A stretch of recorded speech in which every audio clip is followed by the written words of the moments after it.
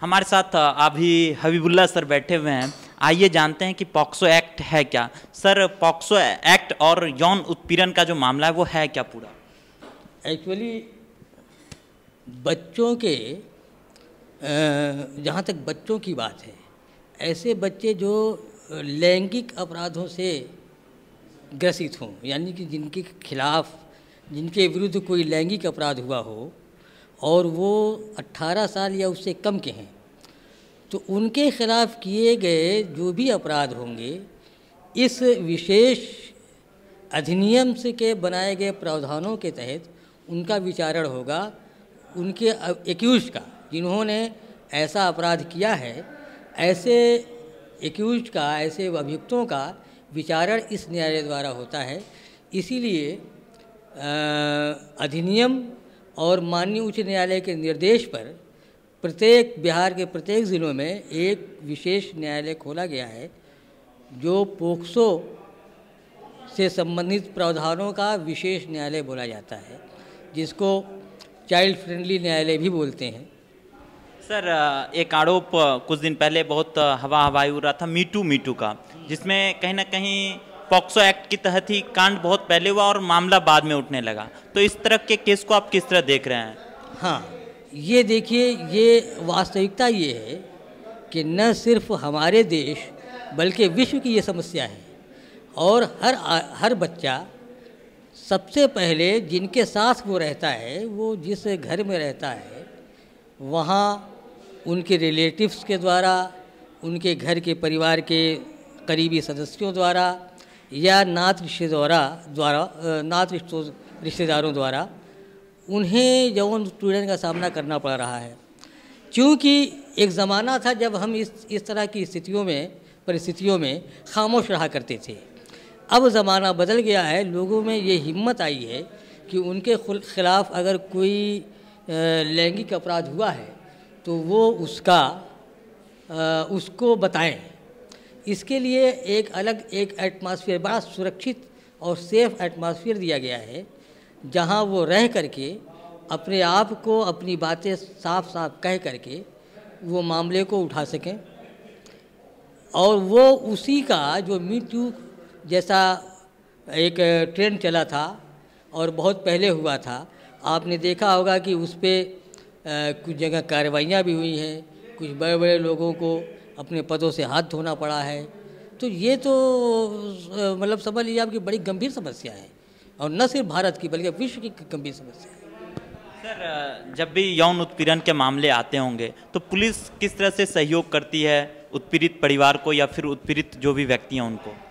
Actually देखिए, सामान्य अपराधों में जो पुलिस का रोल है वो तो आप लोग देख ही रहे हैं, लेकिन इस तरह के विशेष मामले जो पोक्सो के अधीन है, उसमें वास्तविकता ये है कि पुलिस को पुलिस की तरह रोल नहीं करना चाहिए, बल्कि एक गार्जियन, एक परिवार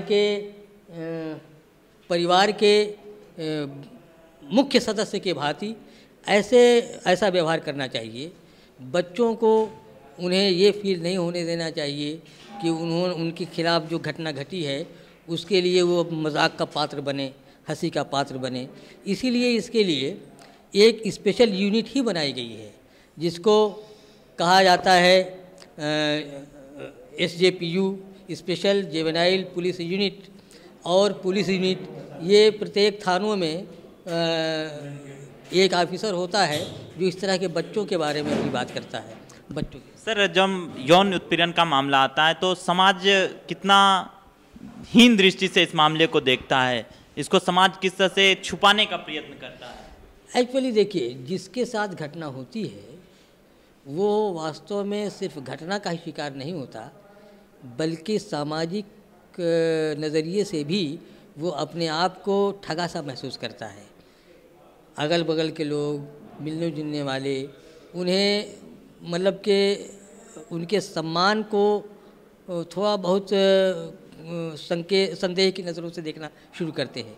यही एक वजह है कि ये सब मामले बहुत कम आते रहे या रिपोर्ट ही नहीं होते रहे। अब ये ज़माना बदला है, लोग सामने आने लगे हैं, और हम समझते हैं कि इस पर जब रिज़ल्ट आना शुरू होगा तो और भी लोग सामने आएंगे और बेहतर परिणाम मिलेगा। और ऐसे लोग जो बाल अपराध करते हैं, बच्चों के साथ जो अपराध करते हैं, ऐसे लोगों को धीरे धीरे समाज जो है निगलेक्ट करना शुरू करेगी और वो अपमानित महसूस करेंगे, तो ये धीरे धीरे सुधार होगा। सर, आप लोगों ने जो आज जागरूकता कार्यक्रम चलाया है, उसके मुख्य उद्देश्य क्या थे? उसका मुख्य उद्देश्य ये था कि किस प्रकार हम इस मामले को न्यायिक दृष्टिकोण से सफल बनाएं।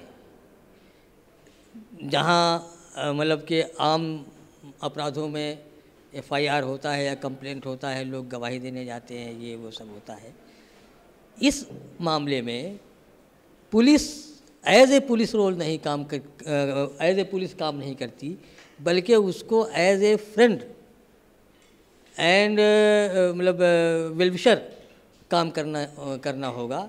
और धीरे धीरे उन लोगों में, चूँकि ये नया एक्ट आया है, इस पर बहुत ज़्यादा कार्रवाई आगे नहीं बढ़ पाई है, लेकिन मैं समझता हूँ कि धीरे धीरे वो भी जागरूक हो रहे हैं। और न्यायालय को भी ये देखना होगा कि उन्हें इस तरह के रास्ते पर चलने के लिए बाध्य करे कि वो जो रूल और एक्ट है उसके मुताबिक वो काम करें। सर, इस तरह के मामले को अगर कहें तो किस तरह ख़त्म हो सकता है लगभग? देखिए, अपराध एक्चुअली ये अपराध को ख़त्म करना कैसे ख़त्म होगा ये तो कहना बड़ा मुश्किल है, क्योंकि आदिकाल से अपराध होता रहा है और अपराध के तरीक़े बदलते रहे हैं। इसीलिए कानून बना, कानूनों में संशोधन होता रहा, नए नए अपराध के तरीके आए, नए नए कानून बने। ये कहना तो मुश्किल है कि अपराध ख़त्म होगा या नहीं, लेकिन इतना ज़रूर कहा जा सकता है कि लोगों में कानून का डर पैदा होगा। सर, अगर देखें तो निर्भया के मामले में भी यौन उत्पीड़न का मामला था और बहुत वक्त लगा कहीं ना कहीं सबों को फांसी होने में या रिजल्ट आने में बहुत वक्त लगा, तो इतना वक्त फास्ट ट्रैक कोर्ट में क्यों नहीं इस सब मामले को ख़त्म किया जाए जल्द से जल्द? नहीं, देखिए, इसीलिए इस विशेष कानून में, पोक्सो में, ये इस विशेष व्यवस्था की गई है कि 2 महीने के अंदर अंदर उसकी चार्जशीट आ जानी चाहिए और 1 साल के अंदर अंदर इसका निस्तारण हो जाना चाहिए। अब चूँकि बहुत से कारण हैं, कुछ तो अभी वर्तमान में आप देख रहे हैं पेंडेमिक चल रहा है, इसके अलावा गवाह प्रस्तुत करने का दायित्व प्रोसिक्यूशन डिपार्टमेंट को है, यानी कि अभियोजन पक्ष को है। अभियोजन पक्ष जब प्रयास करता है तो कभी कभी गांव और आसपास के लोगों द्वारा भी उन्हें रोकने की कोशिश की जाती है, समझौता का दबाव पड़ता है वगैरह वगैरह। तो ये एक समस्या तो है, लेकिन इतना ज़रूर है कि जब लोगों के अंदर कानून पर विश्वास, न्यायालयों पर विश्वास बढ़ेगा तो वो दौड़ करके आएंगे और वो चाहेंगे कि जल्दी से जल्दी इसका निपटारा हो। हमें भी अपना थोड़ा सा रोल बदलना होगा, हमें अपने से भी कुछ प्रयास करना होगा, हम दूसरों पर नहीं छोड़ सकते। सर, जो भी दर्शक हमारे देख रहे हैं और जिनके साथ ये घटना होती है, उन लोगों को क्या कहना चाहेंगे आप? मैं यही कहना चाहूँगा कि जिस तरह से मारपीट की घटनाएँ हैं उसी तरह से ये भी घटनाएँ हैं। आप आएँ, अपनी बातों को पुलिस तक पहुँचाएँ, न्यायालय तक पहुँचाएँ। जब तक आप खुद नहीं आएंगे न तो पुलिस कुछ कर पाएगी न न्यायालय कुछ कर पाएंगे।